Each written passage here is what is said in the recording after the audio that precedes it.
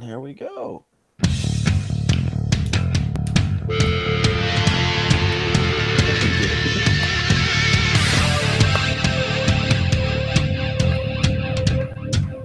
It is a good song. I can't ever go wrong with this fucking song. Wait for it. There it is.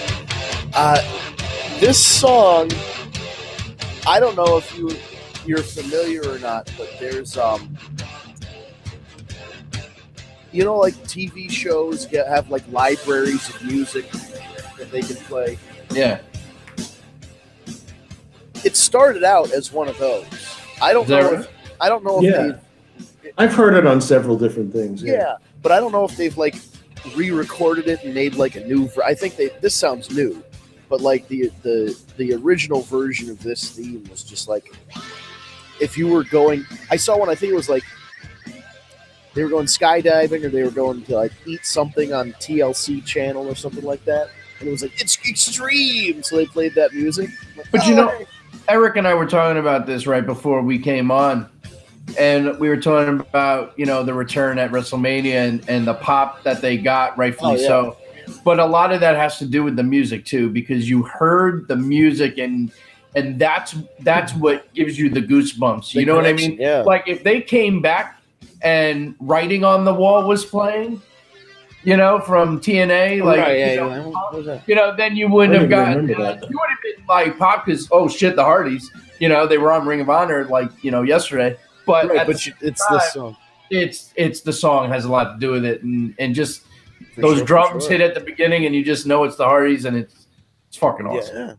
Yeah, they do a good job of picking for the most part. There are some funky ones in there, but like for a wrestling entrance, you got to have the drums, the glass shattering at the beginning. You need something at the start to let people know who it is before the music actually kicks in. Like you're looking at the real deal now, and then then D'Lo Brown comes in. You know, it's just little things like that. This was like the Jim Johnston era too. Yeah. Oh, he wrote greats, and not that the CFOs, who that's the band that does it now, they don't do a good job. They're not as good. I'll be honest. But some of Jim them, Johnston, some of them are pretty decent though. Yeah, the only real problem I have with the ones from the CFOs, I just dropped my iPad. It's fine. Is that it's not. I have a case on it. Thank God. They loop. They're just like 30-second, 45-second loops. There's not like a second verse or a solo guitar solo. Well, think of how much better Seth Rollins his music got when they added the Burn It Down thing, and then it's amazing. That's all it took. That one little line, and like you get the pop you want from the crowd. Just that one line. It makes a big difference. Sometimes it's just the small things. And you know, it gets what needs to be over. Absolutely. I mean, Bobby Roode's a perfect example. I don't know that he would have gotten as over as quickly on NXT if it wasn't for the music and then the crowd wanted I don't think so. You know, he's really good, and I'm a Bobby Roode fan from way back. Amen. But that song, the whole glorious thing. Yeah, it's Team Canada. I mean, goddamn. God, yeah, that's right. That glorious thing just stuck. Yeah, even Shinsuke's music, you know, Sami Zayn's music, Daniel Bryan's. And actually, speaking of music, did anyone else for a second think we were getting like Right to Censor 2.0 last night on Raw when Ambrose was? Yeah. Did either of you watch? I watched, and I think at the end when he left, they had the horn, that siren, and going, then his music playing. And it's synced up. It's very much reminiscent of. I mean, obviously, Right to Censor was just sirens. It's almost like. But when they first came out, all you heard were sirens, and they were different kind of sirens. The ramp, everything was the spinning police lights. That was pretty cool. Like they were flat, like emergency lights and stuff. I should have done the old British. They all that would actually be more annoying. Yeah, that would be really annoying. Yeah, it was like a. I was waiting for Stevie Richards. That's an air raid. Yeah, I was waiting for Stevie Richards and Ivory to come out, and I was, you know. Or you're waiting for the drums, so Big Papa Pump comes out. Oh my god! Yeah, I thought that's the alert for when the zombies are. yeah, that's like one of those national alerts for like. It's taking a long time for his music to kick in, though. Oh, is this supposed to have his song on there too? I mean, according to the, there it is. Let's see how it moves. Whose music is it? It's actually not bad when his music's playing with it. Dean Ambrose. Oh, okay. You know what's amazing though? They had no problem repackaging Dean Ambrose, giving him new music and all that shit, but they could never do it for Roman Reigns. Yeah. Nope. Too much. But, like, even if, and I think I've said this before, it would be really cool if they took the Shield theme and then like the Usos did a rap over it, and then that was Roman Reigns' theme. Something like that. I don't know. Anything that would differentiate it from it being the Shield theme, and then it's Roman's theme and the Shield theme. But, or at least do an updated version of it. You know what I mean? Jazz it up somehow. I don't know how you could, but there's got to be something they could come up with. Maybe they'll do that when he eventually returns. Who knows? Yeah. You know? But so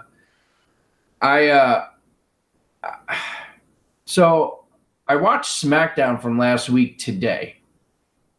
Work's been crazy with end of the month, and so I was quite behind. And of course, I watched Raw last night, and it's amazing how much better SmackDown is than Raw. It's really like, how are they even owned by the same people? Like, I watched that Edge and Christian show after Raw, and I'm like, this is made by the same company. Dude, what makes me laugh is that you have a pay-per-view like Survivor Series, which they did deliberately to make the world aware that Raw is still the A show. And it couldn't be the farthest thing from the truth. You know, Raw is... Yeah. I feel like I'm watching the last 2 weeks in repeat. It's like Groundhog's Day. The last 2 weeks. The same segments that we shit on last week were the segments that they repeated this week. And it wasn't any better this week than it was last week. I just don't and SmackDown was an entertaining show all the way through yet again. There's just so much happening on SmackDown right now, and so many things kind of in the works. I don't know. Like, I love what they're doing with AJ. I love what they're doing with Daniel Bryan. I love what they're doing with, I'm not loving what they're doing with Samoa Joe. So let's talk about SmackDown, right? Because we opened with Jeff Hardy. Clearly, we did that because of the 20th anniversary, which is awesome. And I love the fact that they did it, and that the whole locker room came out and watched the tribute video and, you know, did the thing. And he gave a great speech. Yeah. Made it known that it's not a retirement speech. And it was a real, before it got interrupted, it was a real segment. Like, they let it happen. It wasn't, it didn't get interrupted, and nobody got thrown through a television or a And they definitely put time into the package they put together, which was great as always. I mean, they always do a great job with that stuff. But it was really a great segment. And then, of course, you have Samoa Joe come out. So obviously they're going to be starting a Samoa Joe Jeff Hardy feud. I found it, first of all, funny that he walks right by AJ Styles, like, they're not going to still go at each other's throats because of all this shit. But, that's the world of wrestling. I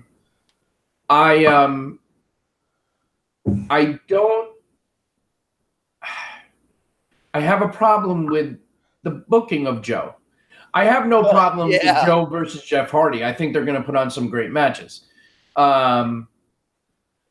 I don't know. I'm not ready for Joe to be taken out of the main event picture yet. I know. I agree.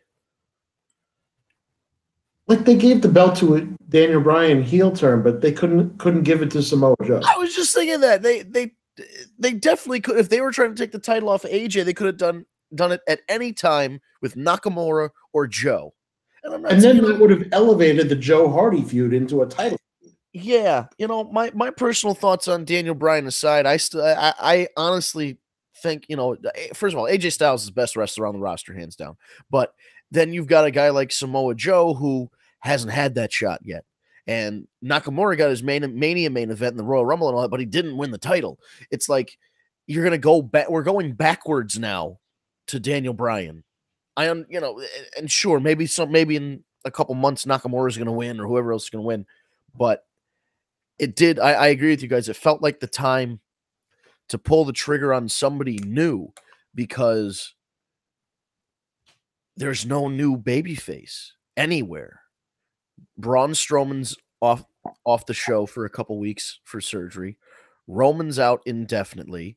And once you get past Roman and Braun, there's nobody on Raw that's a really big babyface. Yeah, they're not going to do anything with Finn Balor. Yeah, and after AJ and Jeff Hardy, those are the two big baby faces on SmackDown. So they really, I think what it comes down to at this point is we need a shakeup. We need a roster shakeup. Yeah. We need some new feuds. We need some different stuff. I think in my gut, I want to believe that they're dangling the carrot in front of Joe, and he's so close, I think the payoff is going to be, he's going to get his big payoff. And when I say he's eventually going to get his big payoff, he's working it. He's going to get the title. It's just a matter of time. Although I did feel and say the same thing about Shinsuke Nakamura, and he was moved down to mid card. Yeah. Not to take any prestige away from the IC title, but it's not the world title. Well, I'll tell you what I don't want to see, and I know I'm going to jinx myself, and in 4 months I'm going to be cursing the fact that I said this, but I have to say it. I am going to be so upset if we all spent several $100s on WrestleMania tickets for the WWE Championship match to be Daniel Bryan versus The Miz. I don't want that match. I don't care if it's on the card. I don't think it should be the world title match. I don't think that's going to be your Mania title match. Especially not now that Bryan is healed.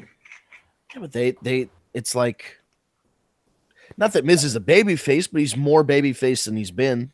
Yeah, but he was a horrible baby face. I don't agree with you. I don't agree with that at all. I thought he was a great face. That I don't agree with, but I don't know, man. I can't see that's going to be SmackDown's title match at Mania.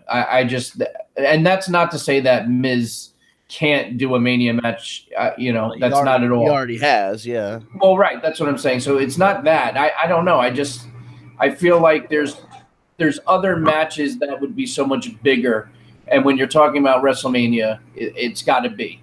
Yeah, like Jeff and AJ would be a good one. Or, yeah.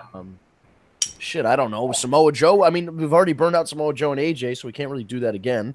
But, I don't know. Samoa Joe being in there would be nice. Or maybe you do like a fatal 4-way match. Something like that. When was the last time we had a Mania match where it was a fatal 4-way for the title? WrestleMania 2000, probably. Right. So you're talking. Before that was WrestleMania 24 was a triple threat. Right. So, it's been a while. So why not do something like that? And then that way you can really you could do, in a perfect scenario at this point, I would be happy with it being AJ Styles versus Samoa Joe versus, I guess, let's say Daniel Bryan, if he still has the title. And even if it was The Miz, at least you do a 4-way that way or something. That wouldn't be as bad. I don't know. It needs that. I'm looking at the potential main events for SmackDown. I'm like, they need juice. Something needs more juice here. I don't know. We just need more oomph. Well, what do you think? What do you think if they didn't do Elimination Chamber pay-per-view and they saved that for Mania and it was Elimination Chamber for the title? It would be nice. They wouldn't do it, but it would be nice. Elimination Chamber is the name of the pay-per-view now, so right. Yeah. They're gonna use that only at that pay-per-view. I wouldn't be opposed to a gimmick match. Gimmick matches can be fun when done right. And especially at a WrestleMania. If there's a time to do a gimmick match, for the world title, I see nothing wrong with that. We're halfway to a McMahon in every corner part 2 because Steph and Shane are on, they're their commissioners of their respective brands. And I'm not saying Linda would come back because she's working for the federal government, but what if like Vince came out and he said he's going to pick somebody like for Smack, so maybe Shane throws a Raw participant into the Fatal 4-Way. McMahon throws somebody in. Maybe he goes back and picks a legend or goes off roster because I'm Vince McMahon. I can do what I want. But I think this would be the kicker. They'd say, we're going to do a McMahon in every corner, but it's not going to be Linda. It's going to be one of Shane's kids. Or it's the three Shane sons or the two Shane sons. They're still pretty young, though, aren't they? I know, but it would be a Vince McMahon. It would be such a Vince McMahon thing to do. Oh. They wouldn't have to have much TV time. They wouldn't have to get involved. But hey, listen, not for nothing. Remember when they did Dominic? Yeah. You know what I'm saying? So, I mean, it wouldn't be so far-fetched for them to do it. Or, look, they had the referee's kid become Braun's tag team partner. Yeah. So they could do something like, I think that would be cool if they were going to bring back a McMahon in every corner, because obviously Linda, with her obligations, it would probably be some kind of conflict of interest to show up at WrestleMania. Linda has really distanced herself from the company completely. She was the best. Zombie Linda in that fucking wheelchair. Oh, that was great. But then when she got out of it and then kicked Vince in the balls. That's a WrestleMania moment right there. She still took horrible stunners, though.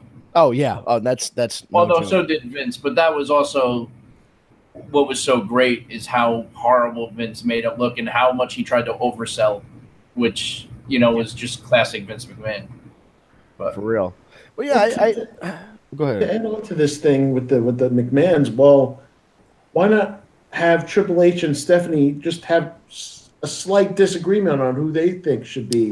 So it would be Triple H, and yeah, that could work. Even though he's not a McMahon, he kind of is through marriage. So, right, yeah. And that could be a nice little wrinkle. That would be interesting. Yeah, because it could almost be like they're going to sell it like the Authority is going to make the pick, but then Triple H and Stephanie disagree on who's going to be in it, and then they each pick their own. Oh. That's definitely interesting. Guys, we're available. You can, if you want a copy of our resumes, they're very short, but we have big ideas. So you can contact us. We're definitely more than happy to help. You can contact us at TagMeADate on social media. We'll give you all of our ideas for a reasonable rate. I mean, Jesus, we do it for free every week anyway. Might as well make some money off of it. But yeah, SmackDown is pretty good. Raw is not even. I don't know what happened. Like, they were on a nice little run there. Raw was actually pretty good, and then.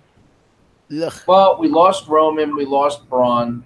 I mean, that's a part of it. Yeah, and the real problem is they didn't have a backup or a contingency plan because they didn't build anybody like Finn. Like we were talking about Finn Balor. Finn Balor was a big baby face, and he's still a baby face, but I mean, he was on top of the world at one point. If they pushed him the right way, he could still be a top guy without question. And for whatever reason, Vince doesn't want to do it. Now you turn Dolph Ziggler babyface again, so we'll see how that goes. I was like, Ziggler's a big show in it, doing the flip-flops, babyface and heel, and I love Dolph Ziggler, but 2018, I'm over it. Like, he was another guy where they kind of fucked it up. And I know he got a concussion in the middle of his title run after winning Money in the Bank, but good goddamn. They've done all kinds of stuff to him. He used to come out with the bleach blonde, then they dyed his hair brown and he looked like Evan Bourne. They put him with Vicky Guerrero. He won the title from Edge without winning the match. Like, just all these really terrible. Listen, the truth of the matter is he is still one of the best. Oh, yeah. In the ring. Yeah. Like, when he says it, it's the truth. He sells better than anyone. He takes his bumps almost better than anyone. He is phenomenal. And they don't give him his due. And I don't like, we were talking about music. I don't like the scratch and the... No, it does, because it doesn't make sense. The record scratch is supposed to stop music. It doesn't come at the beginning of a song, so it doesn't make sense to have it. And at this point, that gimmick is dead, where he wanted everybody to look at him, and he was trying out all these other gimmicks and all this other horse shit. It's gone. He's dead, Jim, from Star Trek. But the new music, he's been dressing. Here's my point. He's been dressing like a 1980s hair metal guy for the last couple years now. He's been trying to get that over. Change his music to reflect that. Have him, like, I don't know, have him come out to Kickstart My Heart or some bullshit. I really don't know what to tell you. Like, I'm okay with his music. Just take out the scratch. I mean, I've never had an issue with his music. I love his music, but I feel like it doesn't. I don't know. It doesn't fit like the whatever he's trying to do doesn't fit as much. Like even who knows what he's going to try and do now that he's got the tourniquet. Have it be Round and Round by Rat. Or you know what? Get one of those guys. You know how like that '70s show got Cheap Trick to do the song. Get one of those old time bands because like, what is Rat doing? What is Nelson doing? What's Gunnar Nelson up to? Like have him just redo this. It's the exact same song, Here to Show the World, etc., but done by Striper or somebody. I'd get a kick out of it. I don't know who else would, but I would, if he's gonna dress like the '80s guy, have the music be a little more '80s, and I don't know. There's something they're like not all the way there with whatever idea he's got for his character. It hasn't fully materialized. Tell you who is fully materialized is fucking Drew McIntyre. Jesus. I tell you what, he's unbelievable. Unbelievable. He's got to be the next top. If Braun, if they're not going to go with Braun and Roman's out for a couple years or whatever it is, and there's a question of if he'll even come back, it's got to be Drew. He's the next guy. Look at him. Just all you got to do is look at him. Like, yeah, that's look at him, listen to him, watch him wrestle. His promo work has been fantastic.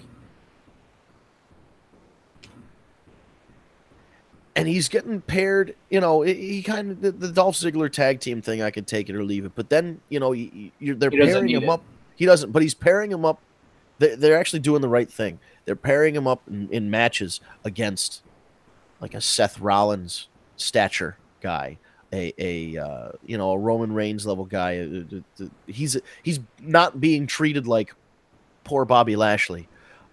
He's actually being given like a real push, and like they're going all. You can just tell, like they're going all in on this Drew McIntyre thing, and I'm okay with it. If you asked me this in 2011, nope, no way. It was too early.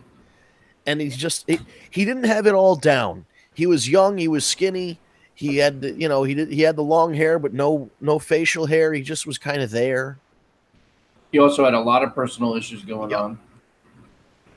And because he was with Terrell. Was that they were going through they were married. Oh yeah, and then they were going through a bad divorce, and that fucked them up. And then didn't Taryn Terrell marry Alfonso Ribeiro? That I don't know. I want to say she married Alfonso Ribeiro, but I'll look that up. But anyway, yeah, you're right.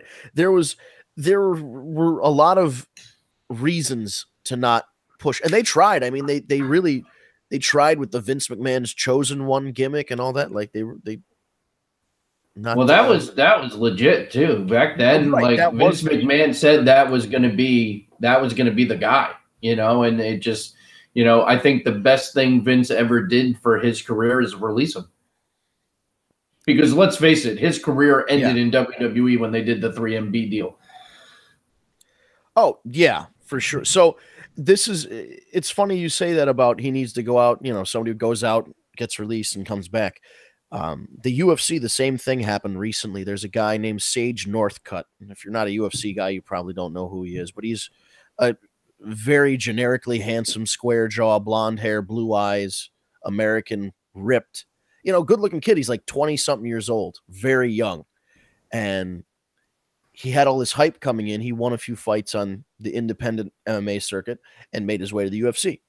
He went like 2-3 or 1-3, whatever it was. He dropped his last couple fights in a row and they cut him from the roster. Dana White says, he's a good kid. He's young. I like him. I want him to go out there, go to another company, get experience, and then we're going to hire him back if he reaches that next level. Yep. So, and Drew, that's a page out of Vince's book right there. Yeah, and Drew did it, and other guys have done it, and I think other guys should do it.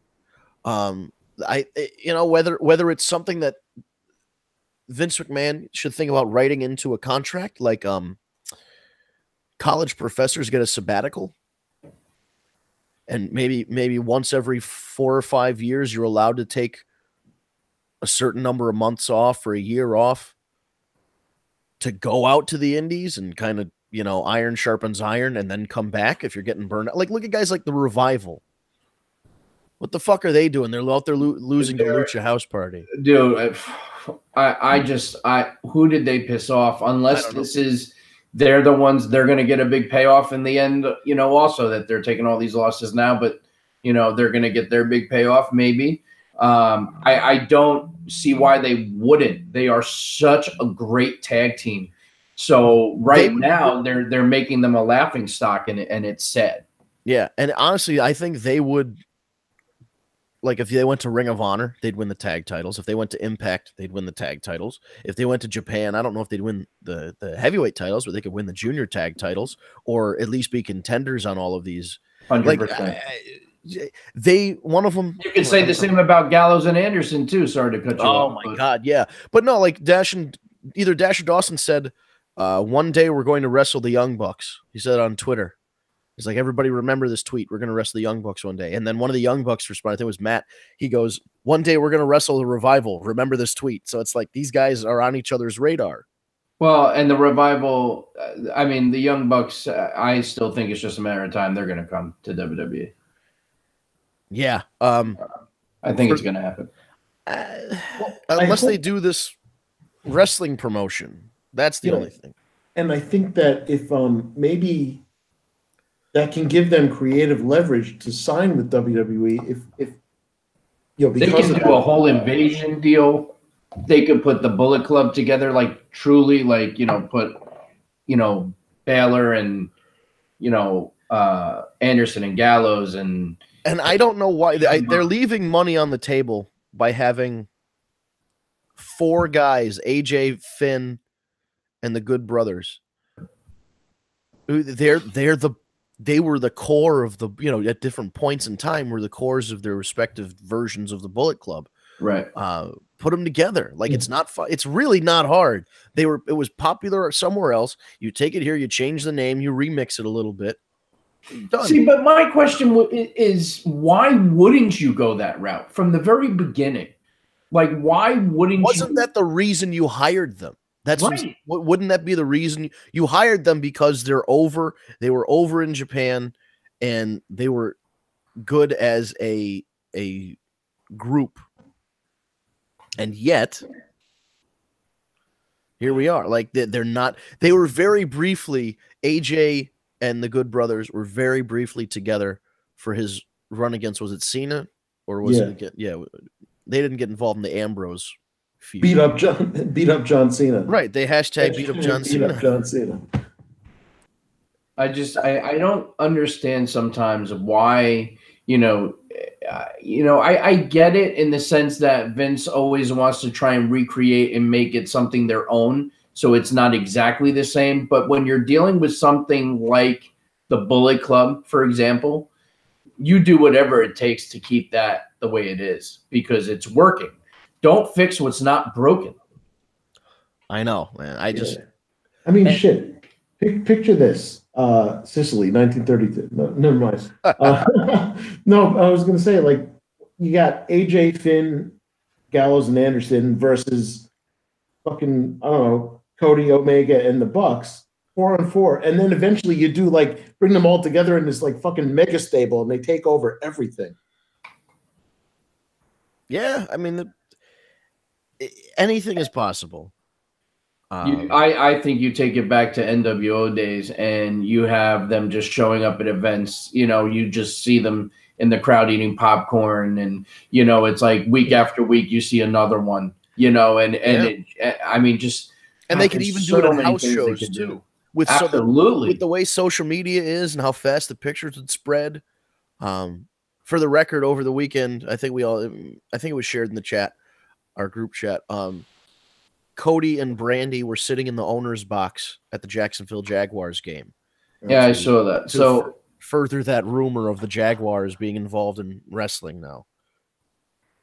But they could do something like that. Can you share with me a little bit what this rumor is? All right, so there are filings for all elite wrestling for copyrights. That I know. Right? But what did the Jaguars have to do with it? So the law firm the Khan family. The law firm that filed the trademarks is a law firm that works.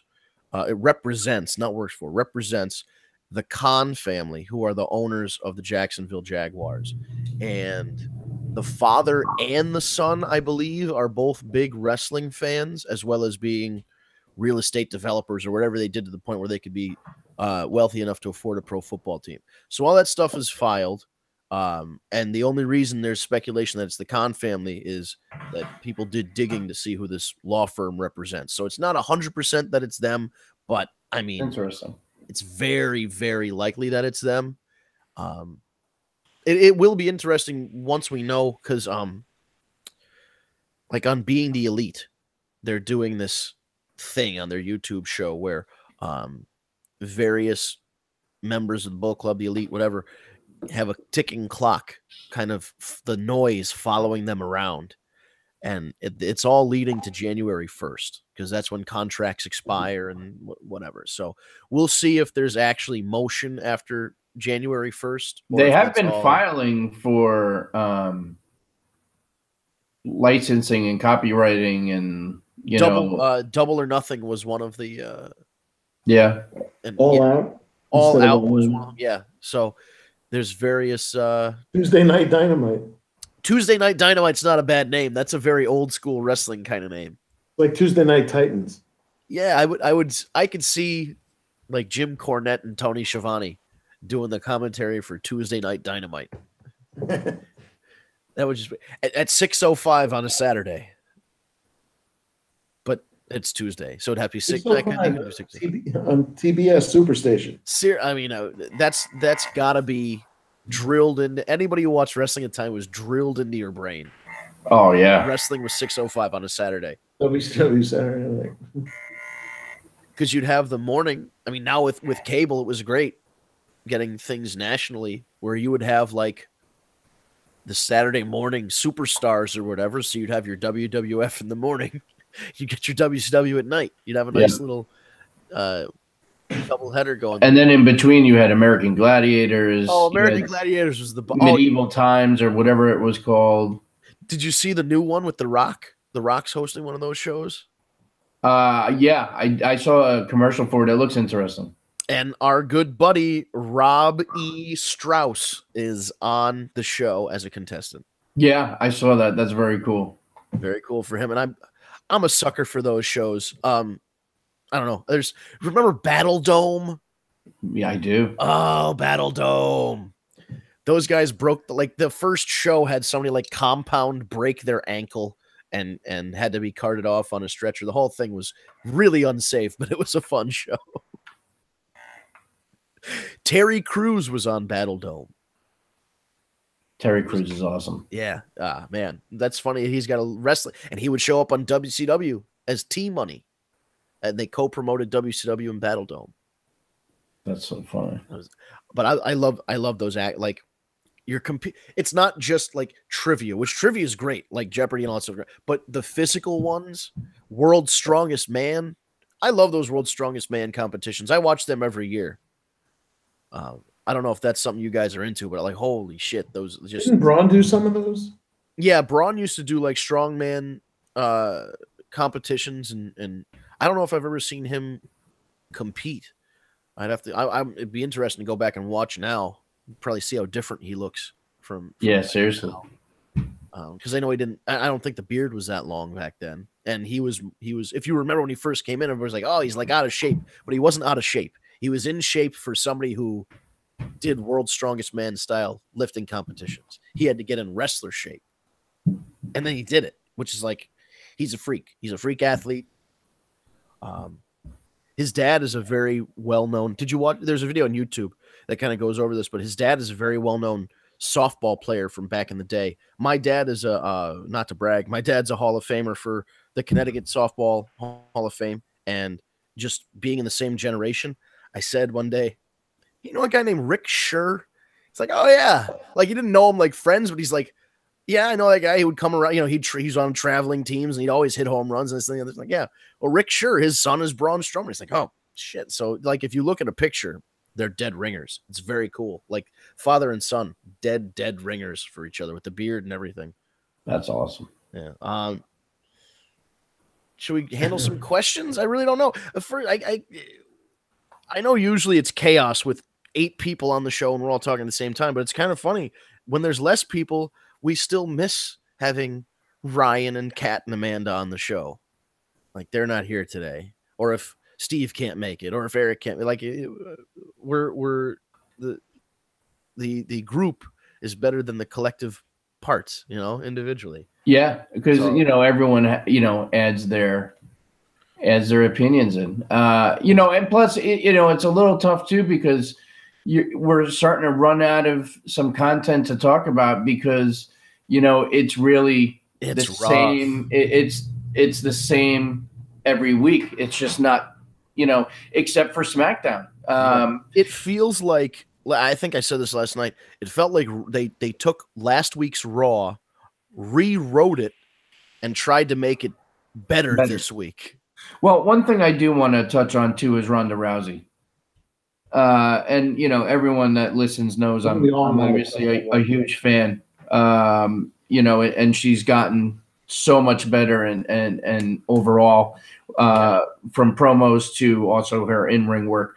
With that being said, though, she was extra sloppy last night. Yeah, I was disappointed because she hit that. I watched on YouTube. There were 2 phantom. A kick and a punch that were completely phantom, like not even close. Well, they were working this same match over the house shows on the weekend, and there was a video of her hitting that. She steps up on the knee of Tamina and then hits her in the head with the knee, like a Shining Wizard style. Right. On the YouTube video at the house show, she hit it 100% right on the button. Looked awesome. And I saw them setting up for it, and Tamina like slapping her knee. And I'm like, oh, the spot's coming. And they completely fucked it. And I was like, oh, no. But I saw a comment, and somebody on Reddit goes, there's a whole thread, and the title was, what can Ronda Rousey do to improve? And I wanted to know, I don't know, fuckface. She's been wrestling for less than a year. What else do you want her to do? Get in a goddamn time machine? And I mean, listen, things are going to happen. She's not the only one. You can go back and look at tape of Triple H, clearly missing shots, and The Rock. It happens to everybody. But remember Trish when she first started? Oh, she was horrible. Terrible. Talk about somebody that came a very long way. Complete turnaround, WWE Hall of Famer. So that's like Ronda's already got a step up from Trish starting out because Trish didn't come from that kind of background. She was a sports model. Right. So she was still athletic and was able to do athletic things, but she didn't compete.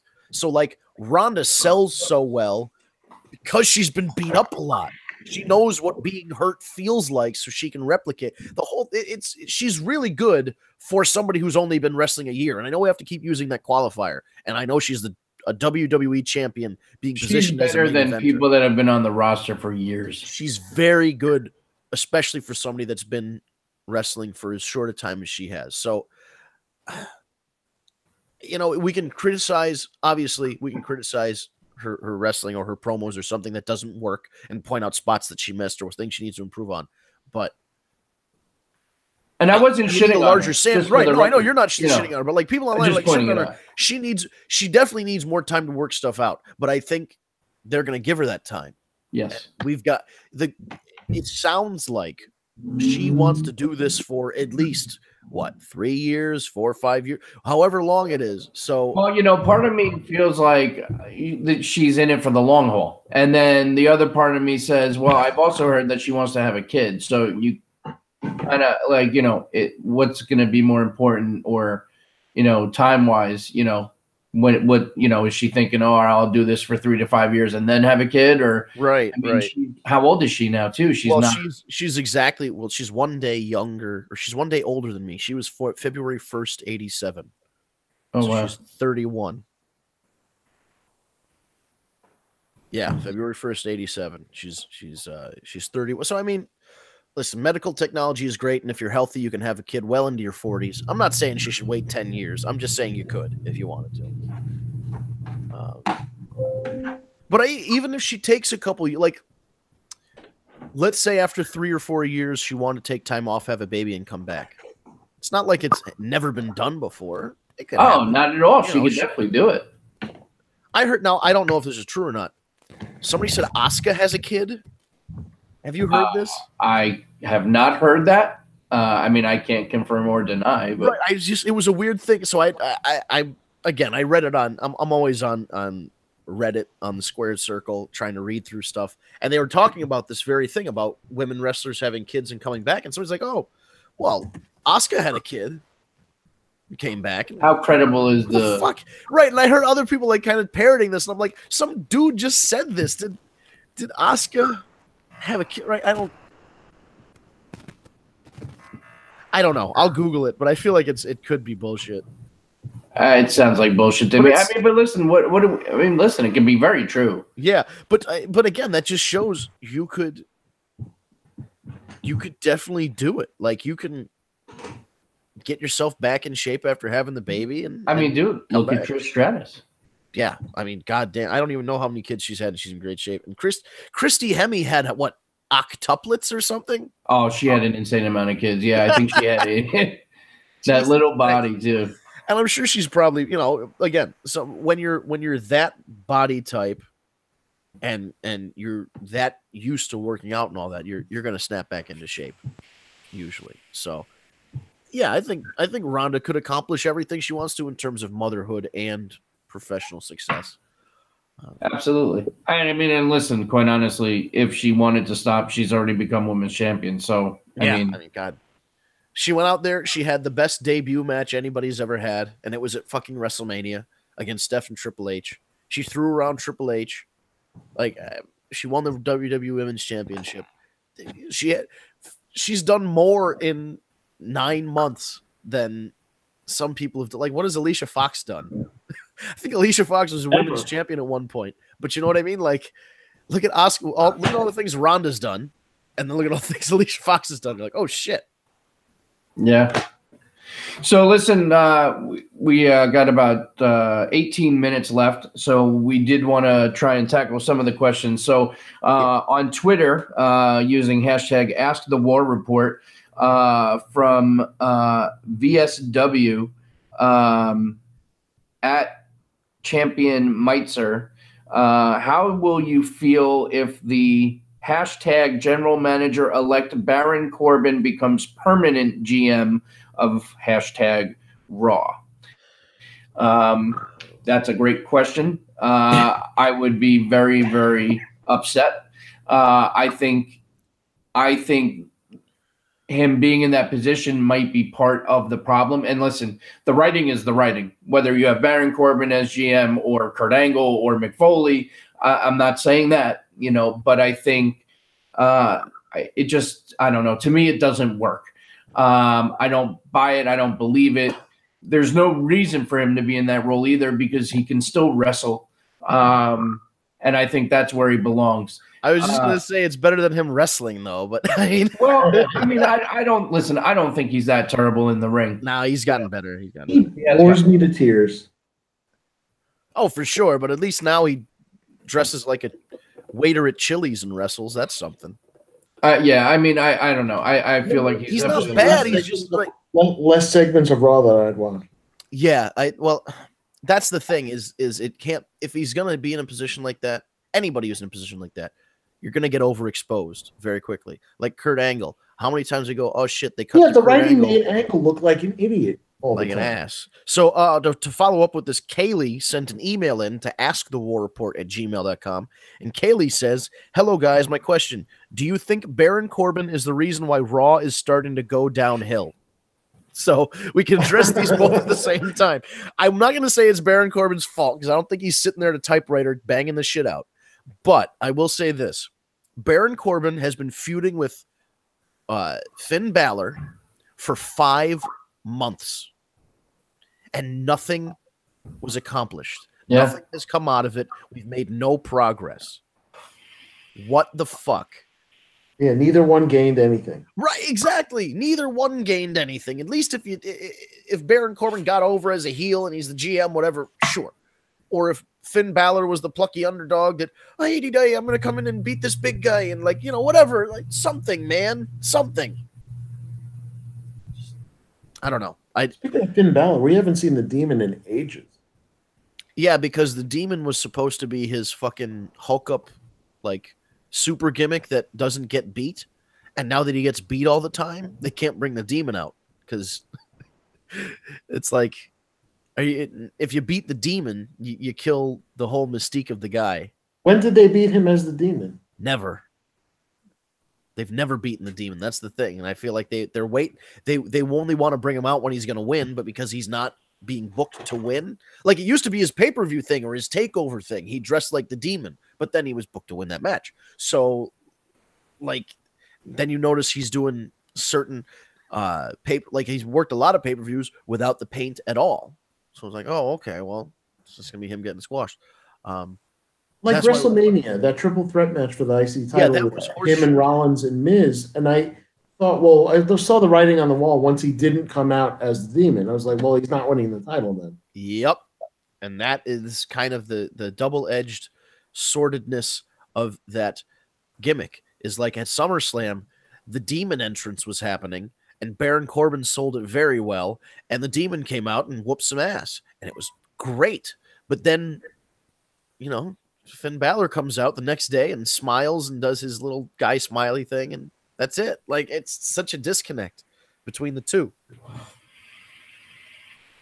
And again, that's not Finn's fault necessarily. It's partially his fault because he's out there performing it, but you can only do as well as. He eventually lost in NXT, but he was booked differently in NXT. Yeah, and NXT is really its own beast there, because look at how well guys like Sami Zayn and Samoa Joe and Nakamura did there, and Neville. I mean, shit. What's his name? Bray Wyatt's brother, Bo. He was NXT champion. I mean, come on, man. Like, if NXT got Bo Dallas over as a heel, Raw can't get Bo Dallas over doing anything. Bo Dallas is pretty over right now. He's more the one real time he got really over was Bo Rida when he did the battle rap against Flo Rida, and then the B team thing kind of got him over, but he was struggling. The B team thing is working. The crowd loves the B team. I mean, they're not really using them, but right. And again, that's they're signing all these guys. They're taking the indie guys who are hot, Matt Riddle, Dijak, Keith Lee, et cetera, et cetera. The list goes on. Even more guys that they're offering contracts in the UK. They're taking all these guys off the indies and hoarding them in NXT. Then they promote somebody to the main roster and fucking nothing happens with them. Bo Dallas, nothing happens with him. Michael McGillicuddy, whatever you want to call him, nothing happens with him. The Revival, nothing happens with him. Some of the No Way Jose. Yeah. Oh God, No Way Jose. Chad Gable got split from Jason Jordan, and now he's just like another short guy, smiley guy, but this time he's with Bobby Roode. Like, well, him and Bobby Roode together is working well, and plus the turn, the Bobby turn in the end of it will probably be pretty good. I mean, I see Bobby turning heel on him eventually, as long as it's not Bobby and Drake Maverick peeing on Chad Gable. I'm good with it. Really, I thought there usually in like comedy, there's a rule of threes, and then there's two things that happen, and there's like an escalation between the first and the second one, and then the third one is like a twist on it. So 2 weeks in a row, they had the pee thing, pee in his pants, which was like a funny thing. Then the twist on it was he peed on the robe, so that was like an escalation. The third one should have been him getting peed on by somebody. Like, are we gonna finish this joke? The punchline's right there. Where's R. Kelly at? Yes. I'm gonna piss on you. What if it was just the Big Show peeing on? That'd be a lot of piss. That would be. They wouldn't even have to be the Big Show. They could just do like a camera cut and somebody opens up a fire hose or a fire hydrant and just blasts it. What about when all that shit fell on top of McMahon's and the Spirit Squad? They've done that poop thing so many times. They've perfected it. They got the poop. That's what it. Okay, there we go. Ratings increase. Pooping on people. Well, they did that Bulldog versus Shamrock thing, and then with the dogs, and all the dogs ended up shitting. No, the kennel from hell or whatever. Oh, house. No. So let's see. There was. If I go to Amanda's Instagram. Where is she? Yeah, that's where she instructed that. There were a couple. One of the questions was how do you feel? Were you ECW fans? And I mean, yes, very much so. Very much so. Yeah. Did you like ECW? And it's so hard to explain to somebody now what ECW was back then. Because it wasn't what they tried to reproduce, that's for sure. No. And the same thing with WCW. Like, they just, unless you lived it and you watched the programs and you really got a sense of everything that was going on, you don't understand how important all those companies were to each other. It was cyclical. A guy would be in WCW, get sick of it, quit, go to ECW for a little while. Vince McMahon would scoop him up and make him a star. Or the opposite would happen. Somebody gets sick of the WWF or they got fired or whatever. They spend a little time in ECW and they'd go to the WCW. Or whatever the fuck the case was. Maybe somebody never got a chance at the WCW or the WWF. And Paul Heyman's like, I see something in this guy. And he made him a star. Like, it was all... Look what Paul did for Bam Bam Bigelow. Look what he did for Taz. Yeah. Just incredible.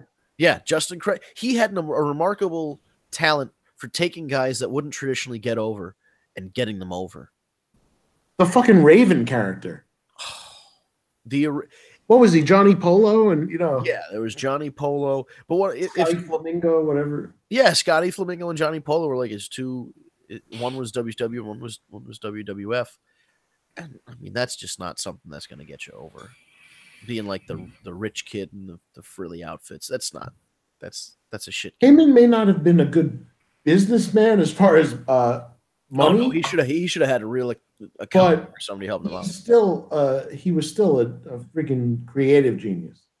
Absolutely, and that was the thing is ECW. It was very creative. There's a file floating around the internet, or at least there was, it was hours and hours long. And it was just a retrospective of Tommy Dreamer versus Raven, or Sandman versus Raven, because they both intersected. And that was the thing.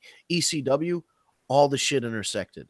If Tommy Dreamer was feuding with Raven, they didn't forget that Raven and Sandman had beef. Or they didn't forget that, 911 came out and stopped the flock from interfering. Or everything kind of fit together really well.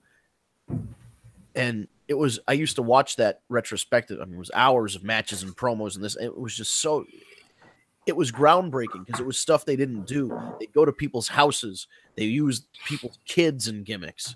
They'd film out, they didn't have licenses to go film places or permits to go film places. So they'd go in the middle of the night and they'd go to like a cemetery and they'd film a promo. It was just like a playground. They'd go to a playground and they'd just film. I think it was Sandman's real son in the storyline. Real wife. Real wife. And the kid was great. The kid would wear the little Raven jacket and hit the Raven pose. And Sandman would freak out because the kid was hitting the Raven pose. And then he'd turn around and he'd catch a fucking kendo stick to the face. Like, it was... Aside from the hardcore stuff and the violence and the blood and the guts and all that, there were stories being told. There were matches happening. There was a lot of shenanigans around everything else. But at the core of it, it was wrestling. There were promos. People had beef. They wanted to settle it in a match. And even if the match was a flaming tables with barbed wire match, it was still a match. It all boiled down to, I want to get you in a wrestling ring. It wasn't, I wish you died in the womb. Or, they didn't have 3 director's chairs out in the middle of the ring. And they came out and fielded questions and did a question and answer. Like, who does that bullshit? We did it 2 weeks in a row. Paul Heyman would have never done some shit like that. No. So yes, ECW was if you are mid-30s ish and watched wrestling back in the 90s, you understand the impact that ECW had on the current product, because it was so much more than garbage wrestling. It was. Not every match was a table match or had kendo sticks or had, whatever. Was there a lot of it? Sure. But there was a lot more. You had your What about the early years? Eddie Guerrero versus Dean Malenko match. Yeah, you had a lot of lucha guys. You had Psychosis come in. You had Rey Mysterio come in. Lita got her start in America because she used to train in Mexico. She got her start. Did she come out with Danny Dorning and Roadkill? Yeah, I think she did. It was Miss Congeniality. Yeah. Yeah, and it was the breeding ground of a lot of future stars of wrestling. Fuck, in a different timeline, Kurt Angle. Yeah. Signs with ECW. If they didn't fuck up and crucify the Sandman, literally crucify him on a wooden cross during that show, it could have been any other show. Kurt Angle wasn't at. Kurt Angle just needed to see a nice, clean show, and he would have signed. That would have been the first stop for Kurt Angle in pro wrestling. Yeah. So that's how big it was. People don't understand. It was a small Philly promotion, whatever. That guy got fucking business done. Like nobody else. Again, Paul Heyman probably should have hired an accountant, but everything else he was great at. The last one was on Amanda's Instagram. What are the chances SmackDown Live will be better than Raw? We've got about 4 minutes to answer that question. 100% chance. It is safe money. Bet your house. Bet your kids' college fund. Bet the car loan. Bet it all. SmackDown Live is better than Raw tonight. 100%. Unless Shane McMahon comes out, unbuckles his pants, and takes a dookie right in the middle of the ring. And even then, it might be more. I don't even know that would sell me on it. Yeah, I'm just saying that there's no, because it's not even that Raw is bad, because you can watch like a bad movie and get enjoyment out of how bad it is, or like you can watch an old like bad wrestling or botches. There's something or a bad wrestling promo. Like you can watch that and kind of laugh at it. There's no laughter here. It's 3 hours of dead fucking silence. There might be a couple. Lately I've been working nights again, so I miss Raw generally. By the time for instance, I didn't get home till just about 11 when the show ended. Yeah, the over thing anymore. I missed it, and I didn't have time to watch it. And I'm not upset that I missed it. Like it's not like must see like it used to be in the. Yeah, when your match that's going on at 10:30 is Finn Balor versus Jinder Mahal, you know it's time to turn the TV. That was the match? That was the match before the main event. You really think people are going to stick around for your fucking show, for your main event? And the main event was Ronda and Natty in a tag match against the Samoan sisters or whatever they're going to call it. Which was decent. Which was not a bad match, but what I'm saying is like you told everybody to go to bed at 10:30 when you had Finn face Jinder, like give it up.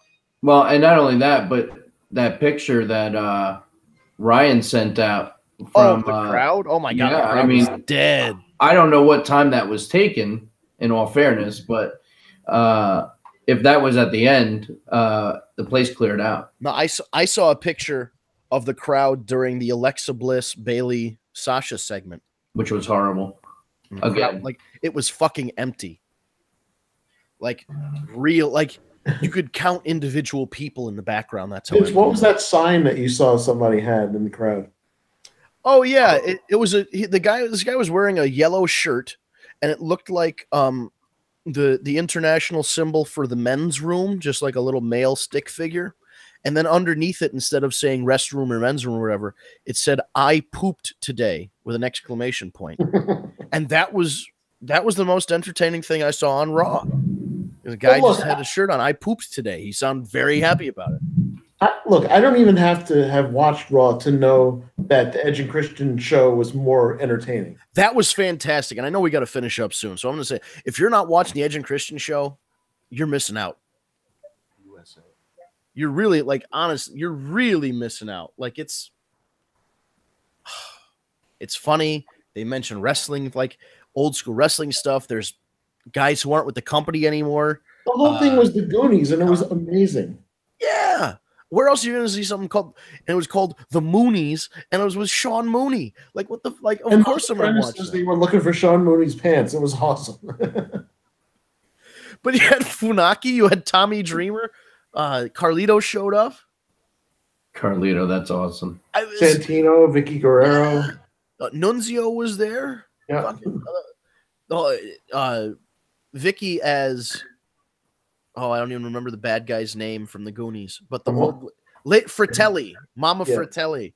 She's wearing the beret and the pearls, and she's wearing the exact same outfit as Mama Fratelli from the Goonies. It was fantastic. It's really, really, on the budget that they have, which obviously isn't very high, they do a really good job. So SmackDown is definitely about to start. I have it the big screen on in case we miss anything important while we're closing out here. Is there anything else we need to let the fine folks know before we pack things up for today? No, that's it on my end. All right. Awesome. I'm not going to spoil it. I'll just let people know that Steve has been talking to someone I consider a legend in the business. I know maybe we throw that term around loosely, but he's been talking with somebody, and we could be developing a working relationship with this person, and could be fun. Yeah. Nice guy. One of my favorites from back in the day. We'll leave it at that. But also, tagmeadate.com, of course, this is why we're here. Tagmeadate.com is free to sign up, free to register, free to message people and share things on their wall, or share things on your wall, things like that.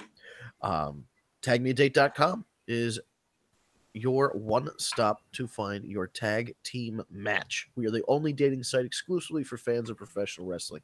With a roster of over 75,000 superstars and divas, you can find your tag team partner on tagmeadate.com.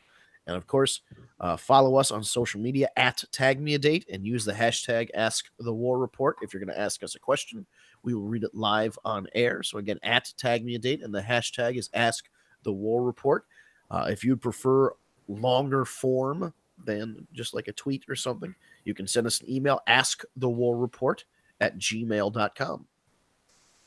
And any questions that are asked get entered into a WrestleRumble.com pick'em, where the question of the month gets to enter the WrestleRumble.com pay-per-view pick'em contest for free. It only costs $5 to enter if you want to try your hand at it, but we will give you a free pick if you ask our question of the month at hashtag AskTheWarReport or AskTheWarReport@gmail.com.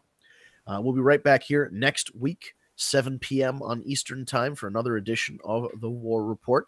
All you got to do is go to youtube.com, type in Tag Me a Date in the search bar. That's Tag Me a Date, no spaces. You squish it all together. Tag Me a Date. That's the same way you spell our social media stuff. You go to the YouTube channel. You hit subscribe.